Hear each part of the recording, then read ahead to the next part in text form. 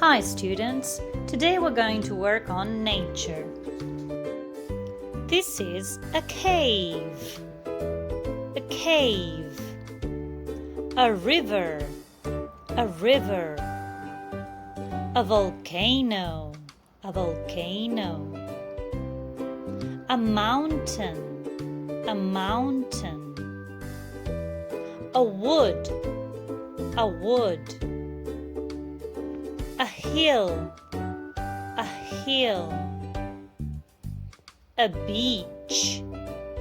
beach, a waterfall. Bye students, see you next class.